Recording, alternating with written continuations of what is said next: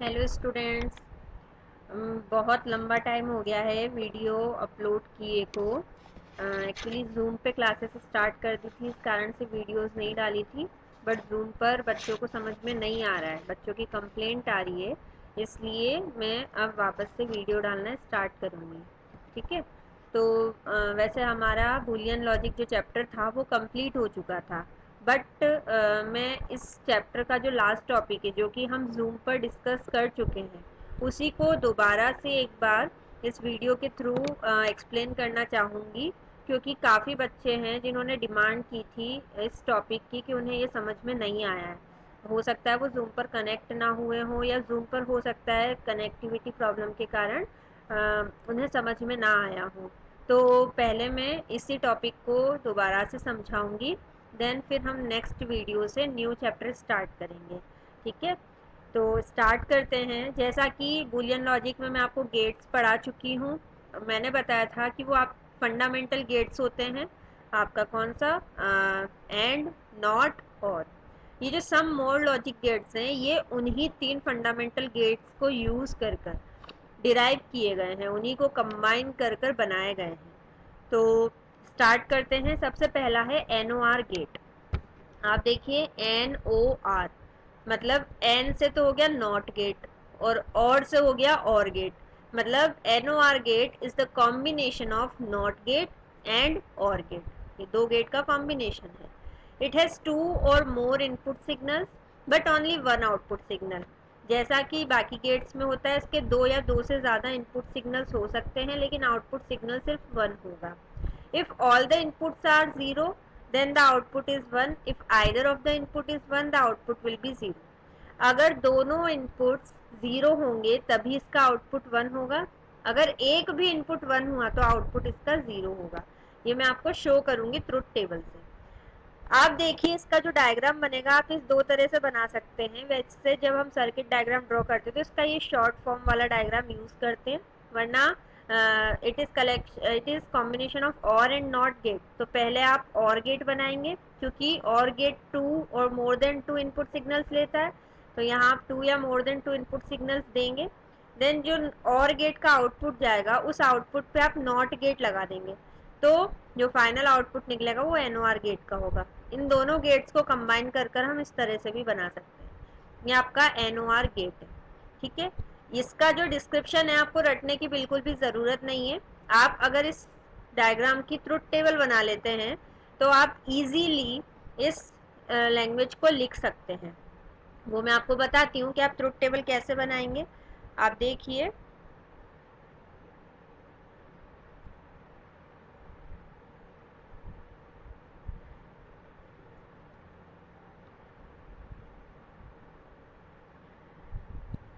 देखिए यहाँ पर दो इनपुट सिग्नल से, मतलब जो हम ट्रुथ टेबल में कॉलम्स लेते हैं, दो इनपुट का होता है और आउटपुट का होता है। अगर हम इस डायग्राम की बात करें तो इस डायग्राम में टू इनपुट सिग्नल है, तो ए और बी का एक एक कॉलम बनेगा। एक कॉलम बनेगा इस आउटपुट का, तो एक्स का। तो एक्स जो निकलेगा वो क्या होगा? ए प्लस बी ही तो होगा, और गेट प्लस करता है, तो यहाँ एक कॉलम बनेगा ए प्लस बी का। देन y जो होगा वो नॉट लग गया, तो a प्लस बी का होल कॉम्प्लीमेंट हो जाएगा, तो जो आंसर निकलेगा वो a प्लस बी का होल कॉम्प्लीमेंट ही तो होगा। तो हम उसके अकॉर्डिंग ट्रुथ टेबल बनाएंगे। यहाँ पर मैंने फर्स्ट कॉलम बनाया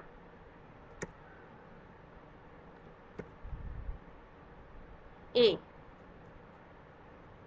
सेकेंड कॉलम बनाया b, third column a plus B OR gate लगाने पर, और fourth column a plus B का होल कॉम्प्लीमेंट।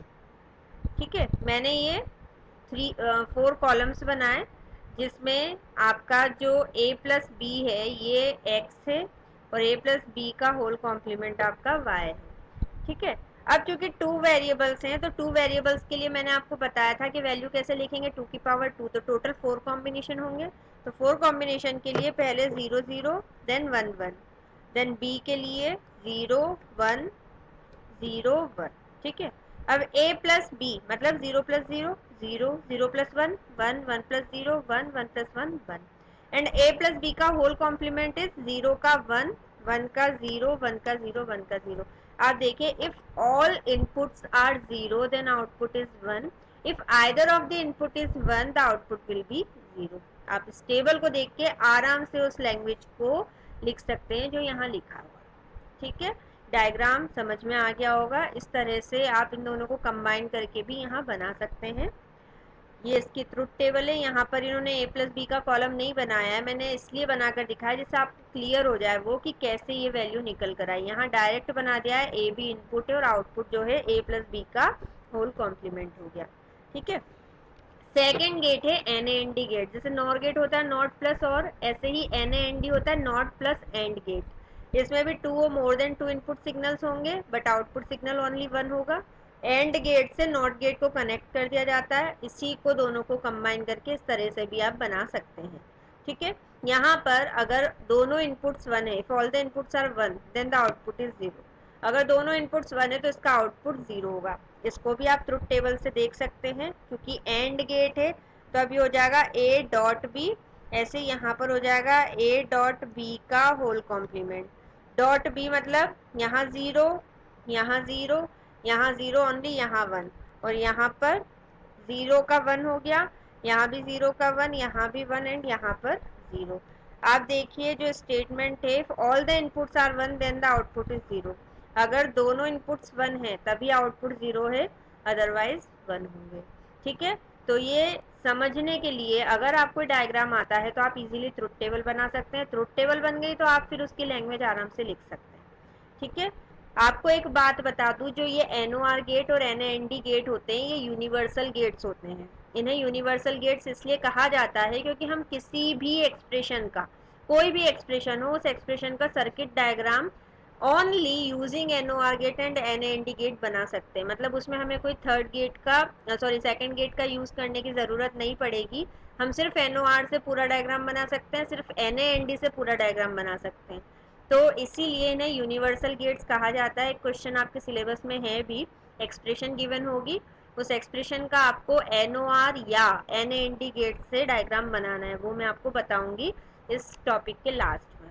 ठीक है, नेक्स्ट ये इसकी ट्रुथ टेबल है, ए बी इसके इनपुट्स हो गए, ए डॉट बी का होल कॉम्प्लीमेंट इसका आउटपुट हो गया। नेक्स्ट है एक्सओआर गेट, इसे बोला जाता है एक्सक्लूसिव और गेट। ठीक है, एक्सक्लूसिव और गेट ये एक अलग ही गेट है, ये कोई गेट का कॉम्बिनेशन नहीं होता जनरली, और गेट यूज होता है इसमें। यहाँ पर it has two or more input signals but only one output signal. दो या दो से ज्यादा इनपुट सिग्नल होंगे, आउटपुट सिग्नल ओनली वन होगा।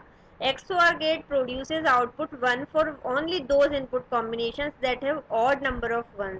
जहाँ पर 1 की odd number होगी, जैसे यहाँ है, तभी आउटपुट 1 देता है, इवन नंबर्स पे 0 देता है। एक्सक्लूसिव और, ये इसका सिंबल होता है एक्सक्लूसिव और का।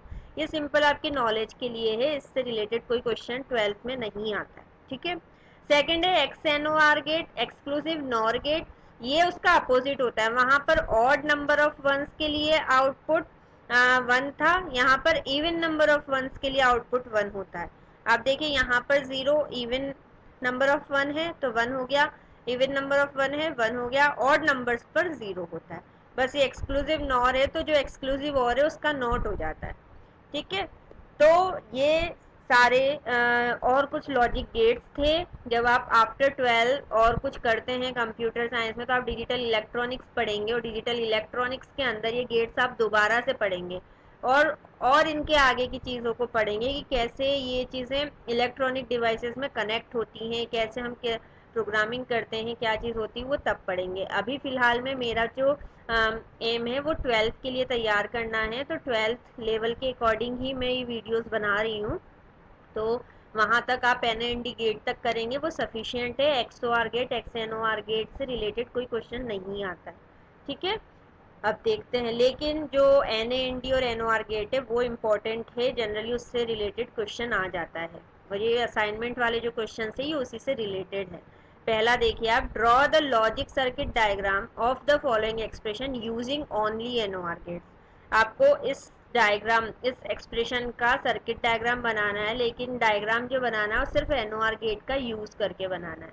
ठीक है, तो हम देखते हैं अभी कि ये कैसे आपको बनाना पड़ेगा। तो चलिए मैं आपको बताती हूँ कि आपको ये क्वेश्चन कैसे सॉल्व करना होगा। हम इस एक्सप्रेशन को बनाएंगे यूजिंग सिर्फ ओनली एनओआर गेट। ठीक है, पहले मैं इस एक्सप्रेशन का आपको नॉर्मली डायग्राम बना के दिखाती हूँ कि जनरली हम कैसे एक एक्सप्रेशन का सर्किट डायग्राम बनाते हैं, जैसा आप पहले बना चुके हैं। ठीक है, तो पहले मैं आपको उसे बताती हूँ, देन हम उसे एनओआर गेट में कन्वर्ट करेंगे। देखिए, आपकी जो एक्सप्रेशन है उस एक्सप्रेशन को बनाने के लिए आप जो सर्किट डायग्राम बनाते हैं, आप वो कैसे बनाते हैं, इसी आपकी पहले एक्सप्रेशन लिख लेते हैं हम यहाँ पर, जिससे हमें पता चल जाए हम क्या कर रहे हैं।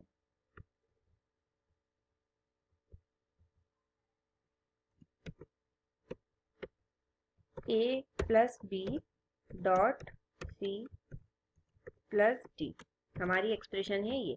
ठीक है, अगर हम A plus B dot C plus D का अगर सर्किट डायग्राम बनाएंगे, जनरल सर्किट डायग्राम, तो हमें क्या करना पड़ेगा, हमें पहले तो अपने सारे इनपुट्स रखने पड़ेंगे। ए बी सी डी आपके इनपुट्स हैं, इनपुट्स लिख लेते हैं। ए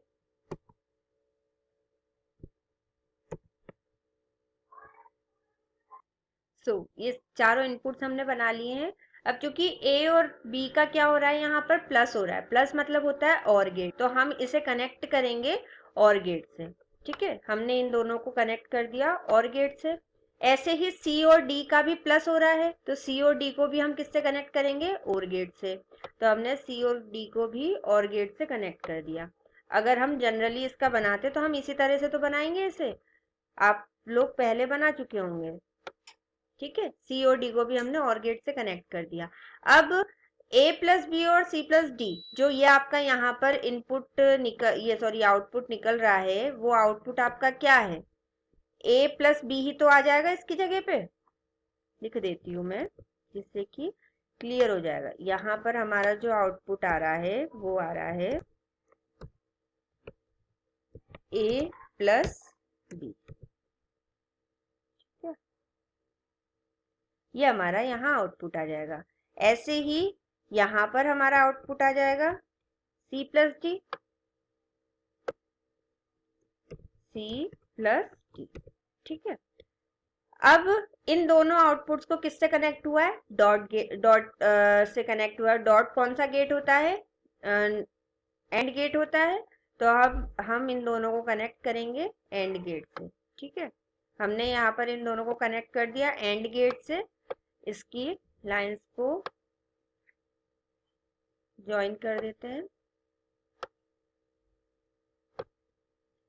ठीक है, अब ये जो आपका यहाँ पर जो आउटपुट निकलेगा, वो आउटपुट आपका पूरा यही तो होगा, A plus B dot C plus D. इसी तरह से तो बनता, अगर आप इसका जनरल डायग्राम बनाते तो वो डायग्राम ये होता। लेकिन अब हमें इसे बनाना है यूजिंग एनओआर गेट, सिर्फ एनओआर गेट से।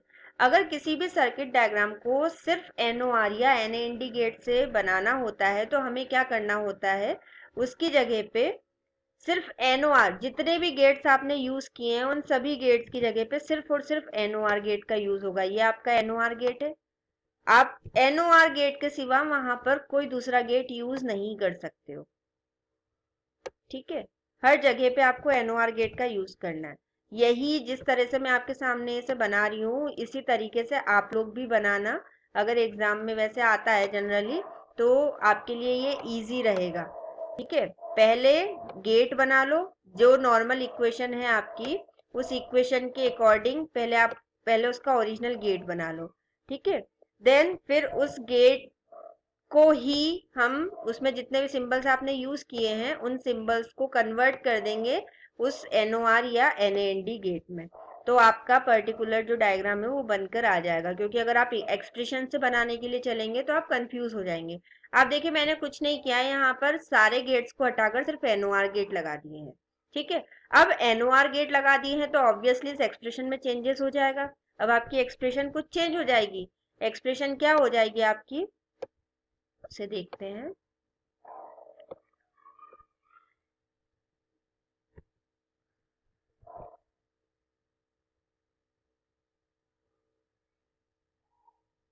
तो अब आप देखिए, आपके डायग्राम के अकॉर्डिंग हमने हर जगह पे एनओआर गेट लगा दिया, तो हमें हर एक्सप्रेशन को अब चेंज करना पड़ेगा। अब यही इक्वेशन यहाँ नहीं रहेगी। देखिए, इस इक्वेशन में क्या चेंज होगा, चूंकि और गेट तो प्लस कर देगा लेकिन नॉट गेट भी लग रहा है, तो अब ये हो जाएगा ए प्लस बी का होल कॉम्प्लीमेंट, तो आपको इसे चेंज करना पड़ेगा। अभी हो जाएगा a प्लस बी का होल कॉम्प्लीमेंट। ठीक है, ऐसे ही यहाँ पर भी ये हो जाएगा c प्लस डी का होल कॉम्प्लीमेंट। और ऐसे ही आपकी जो एक्सप्रेशन आएगी उस एक्सप्रेशन में देखिए a प्लस बी का whole complement plus C plus D का होल कॉम्प्लीमेंट एंड इस नॉट से उस पूरी एक्सप्रेशन का कॉम्प्लीमेंट हो जाएगा। मतलब ये हो जाएगा आपका a प्लस बी का whole complement plus C plus D का होल कॉम्प्लीमेंट का होल कॉम्प्लीमेंट। मतलब अब जो आपकी एनओआर गेट लगने के बाद में एक्सप्रेशन निकल कर आएगी वो ये एक्सप्रेशन आएगी। तो अब हमें क्लियरली समझ में आ रहा है कि इस एक्सप्रेशन को हमें कन्वर्ट करना पड़ेगा इस एक्सप्रेशन में, तभी तो हम इस गेट को बना पाएंगे। ठीक है, आ रही है आपको प्रॉब्लम समझ में? तो अब आप देखिए इसको मैं कैसे कन्वर्ट करूंगी और कैसे हम लॉ का यूज करके इसे कन्वर्ट कर सकते हैं, आप उस चीज को समझिए। हम इसको थोड़ा सा ऊपर कर देते हैं जिससे कि मैं इजीली आपको एक्सप्लेन कर दूँ। ठीक है,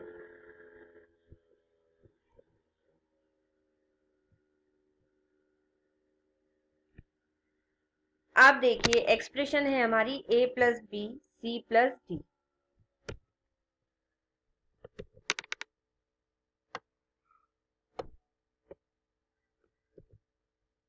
सॉल्व करते हैं।